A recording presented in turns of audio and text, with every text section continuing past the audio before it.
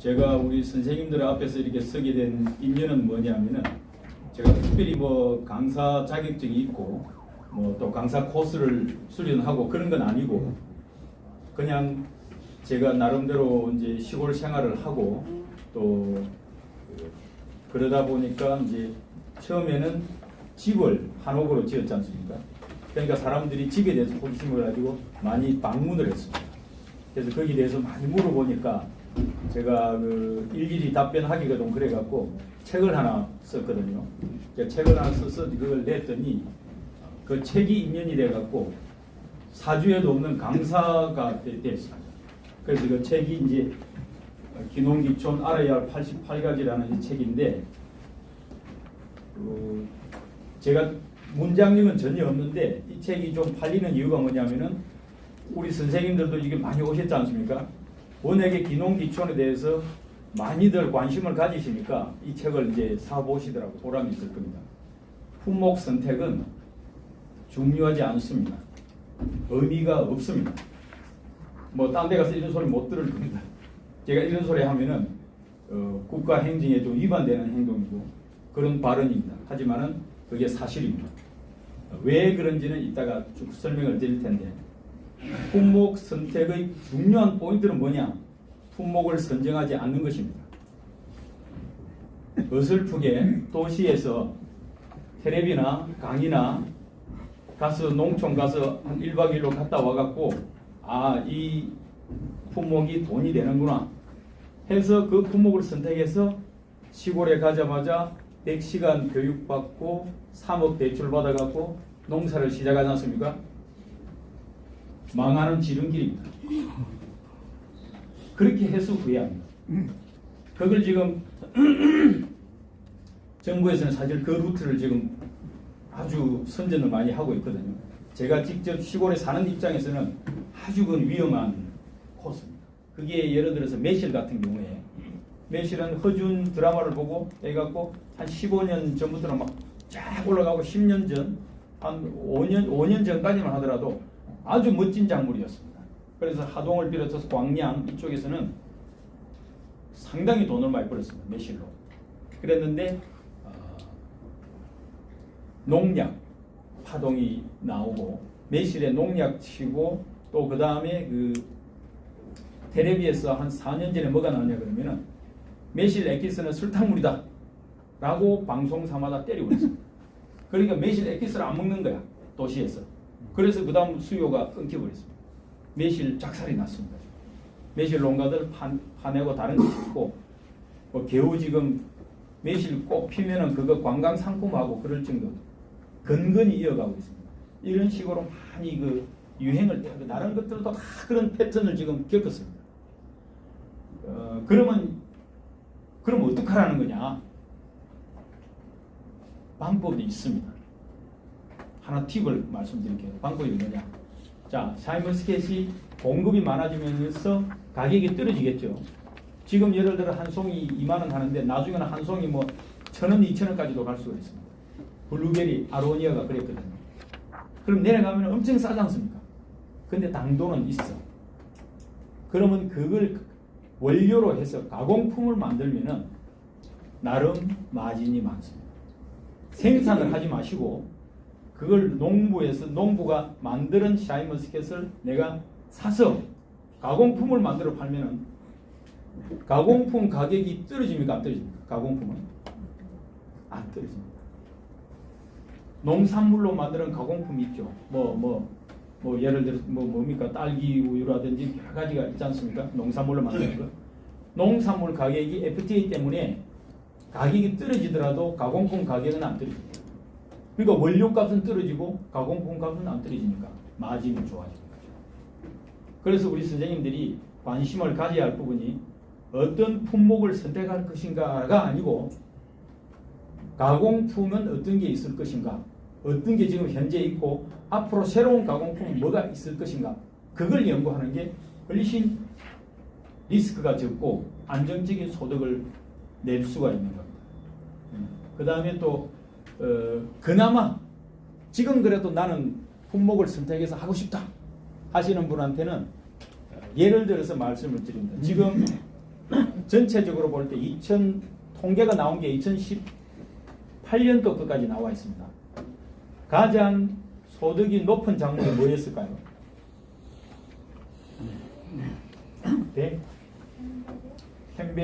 포도에 국한시키지 말고 모든 작물로 통틀어 볼 때 딸기입니다.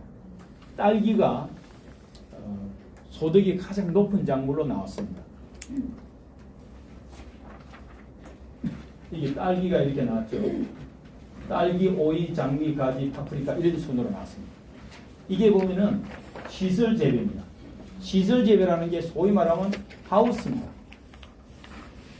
시설을 이용해서 재배하는 걸 시설 재배라 그러고, 노지라는 거는 노출하다. 드러날 노자에 땅짓자. 드러난 땅에서 재배한다. 그게 노지 재배입니다. 그래서 포도, 블루베리, 이렇게 아무래도 포도는 요 이제 샤인머스켓도 들어갔겠죠. 캠벨, 포도의 새로운 품종들이 상당히 많습니다. 다른 것도. 그래서 이런 것들인데, 자, 여기서 재밌는 건 이걸 한번 보십시오. 딸기는 1170만이라는 거는 300평당 이렇게 나온 겁니다. 300평에 1170만 소득이 올라왔고, 노지에서는 포도가 한 500만 원 정도 나왔습니다. 그러니까 300평이 저런 겁니다. 300평이 그 농민 자격이죠. 그럼 1000평을 간단하게 계산하면은 요거는 한 3천 내지 4천 정도. 요거는 한 1,500만 원 정도. 그래서 일반적으로 기농을 하시는 분들은 돈을 벌겠다 그러면은 시설 재배를 해야 됩니다. 노지에서 해갖고는 답이 안 나옵니다. 더구나 기후가 엄청나게 달라지고, 병충해가 어디서 많이 발생하냐 그러면은 비 때문에 발생합니다. 비를 맞으면은 병충해가 많이 생깁니다. 하늘에서도 병균이 날아다니거든요. 이것들이 비하고 섞여서 내려오고, 그 다음에 비가 탁 떨어지면은 흙이 톡 튀죠. 흙에 또 병균이 많습니다. 그래서 비를 맞으면은 병을 더 많이 합니다. 그래서 노지 재배가 그래 좀 힘이 드는 건데, 그래서 고추를 키우면은 탄저병이 많이 걸리죠. 탄저병은 어디서 오느냐? 흙에서 옵니다. 그래서 흙이 안 튀게끔 밑에 멀칭, 비닐을 깔아주는 게 그런 이유입니다. 그래서 혹시 앞으로 텃밭 하실 때, 고추를 재배하실 때는 밑에 비닐을 까시고, 밑에 땅과 가까이 있는 이파리 있죠. 요거는 훑어주십시오. 그러면은 굳이 농약을 안 해도 탄저병에 좀 더 많이 자유롭습니다. 그래서 농촌진흥청에서 발표한 소득작물이 있는데, 딸기가 꾸준히 요거는 가격이 좋습니다. 그래서 꼭 나는 조만간에 시골 내려가서 농사를 지어보겠다 하시는 분들은 자기가 선호도가 있겠지만은 객관적으로 볼 때는 딸기, 오이 이런 것들이 꾸준하게 하고 있다. 이게 유행을 타지 않고 대박을 꿈꾸지 않는다 그러면은 이런 것들이 꾸준하다는 걸 소개를 드리고, 그 다음에 이제 일반적인 감을 말씀드립니다. 노지 재배가 있고 시설 하우스가 있는데, 지금 말씀드렸듯이 노지 재배는 평당 10,000원 수입이 발생합니다. 그 다음에 하우스는 평당 3만원 내지 4만원, 그리고 기술이 붙으면은 5만원까지 이렇게 됩니다. 그래서 1000평에 농사를 짓는다 치면은 일반 노지 재배는 1,000만원 수입 발생합니다. 지금 우리 퇴직 하신 분들 중에 한 달 봉급이 1,000만원 되신 분도 있죠. 1년 수입이 한 달 봉급에 맞먹습니다. 저도 사실 그랬습니다. 저도 퇴직하기 전에는 증권회사 지점장을 했고, 또 건설회사 CEO를 했거든요. 한 달 봉급이 지금 1년 연봉입니다. 근데 행복도는 어떠냐? 지금이 훨씬 행복합니다. 그 더 많은 돈은 제가 쓸 이유가 없거든요. 그 돈을 쓰려고 그러면은 제가 망가집니다. 2차, 3차 룸살롱 가고 또 뭐 어디 가야 되고, 또 돈 있는 척 해야 되니까 뭐 좋은 옷 입어야 되고 망가지는 거예요. 그냥 아예 그 돈을 포기하니까 자유롭습니다. 그냥 장점은 고소득입니다. 소득이 높아. 일단은 평당 4만원 정도 나옵니다. 그러니까 젊은 분들이라 그러면은 결혼하기 전에 들어가면 안 돼요. 결혼하고 들어가셔야 돼요. 결혼 안 하고 들어가면은 결혼 못 해. 파트너를 못 구해.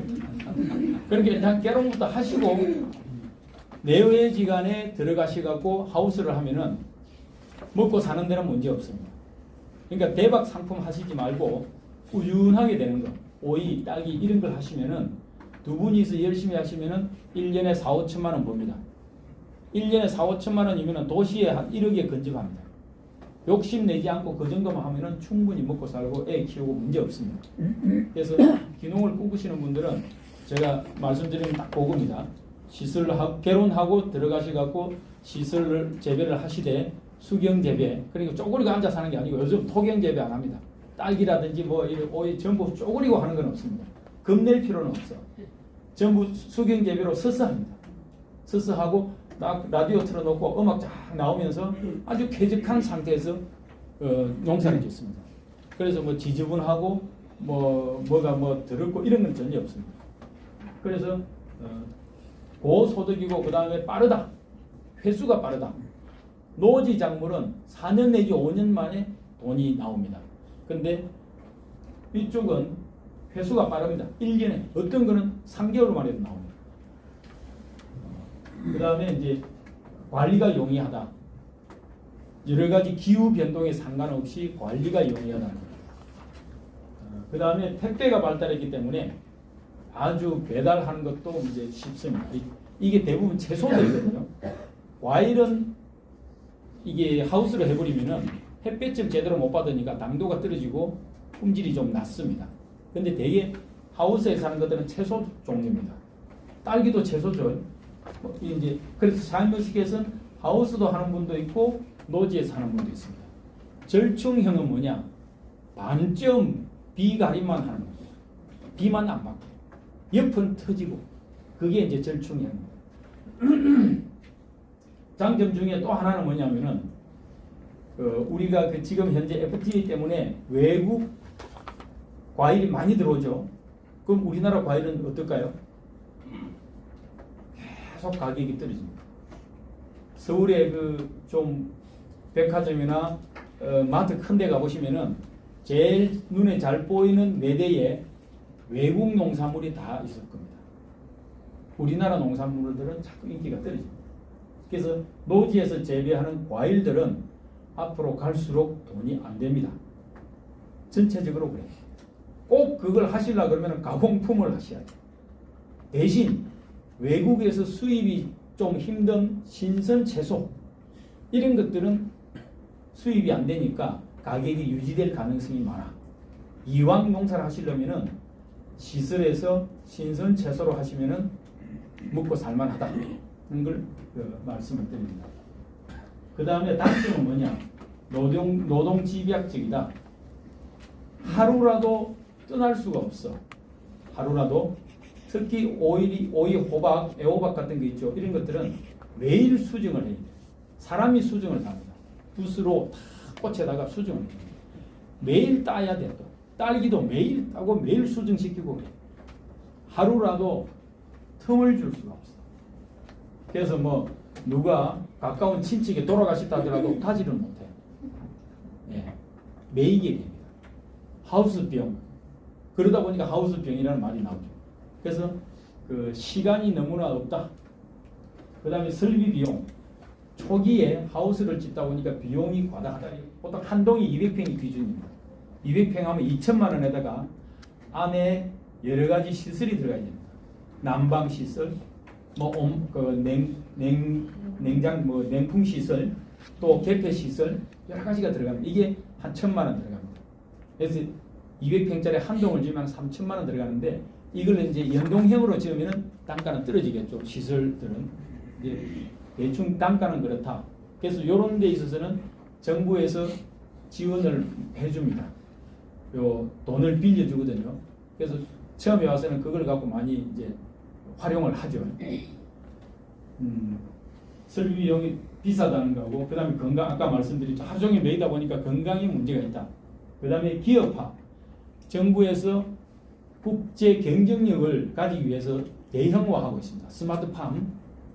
그래서 나이가 좀 든 사람들은 전혀 접근하지 못하는 아주 어려운 시스템을 갖고 하는 기업들이, 대기업들이 지금 하고 있고, 농민단체에서는 반대를 하고 있습니다.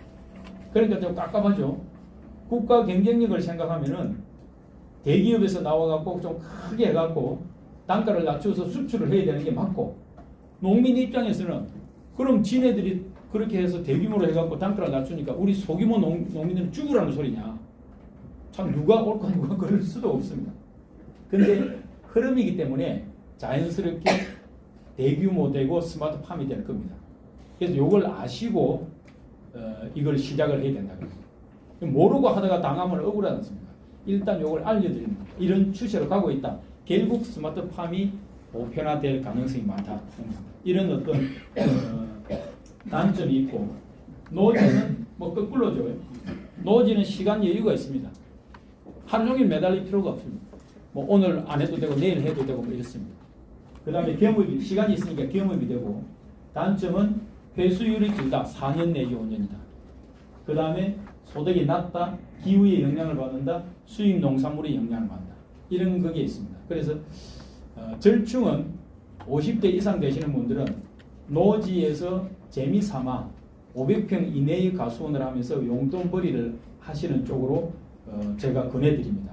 하우스는 건강이 문제가 되기 때문에 50대 이상은 하우스보다는 노지 500평 정도의 가수를 권해드리고, 50대 이하 40대 30대는 시설 하우스를 하시되 너무 유행 타는 상품 말고 일단은 좀 안정적인 그런 장목을 하시는 게 리스크를 줄인다. 그리고 또 주의할 거는, 제일 중요한 거는 기농이든 기촌이든 무조건 처음 내려가서는 1년 동안은 직접 하시지 말고 남이 하는 데 가서 일을 하시라. 그러면 돈을 일단 버는 거는 확실하지 않습니까? 그럼 망할 건 없습니다. 그러면서 일을 배우는 거야. 절대 여기서 뭐 강의 좀 들었다고, 어디 탐방했다고, 인터넷으로 연구했다고, 그거 갖고 바로 농사 시작하면은, 아까 도시에서 장사해서 망할 확률은 85%라 그랬는데 농사 지어서 망할 확률은 99.9%입니다. 그래서 절대 바로 들어가서 생산하시면 안 돼요. 그거는 이제 기농이나 기촌이 다 그렇게 하셔야 된다 하는 겁니다. 잠시 한잔 하시고 다시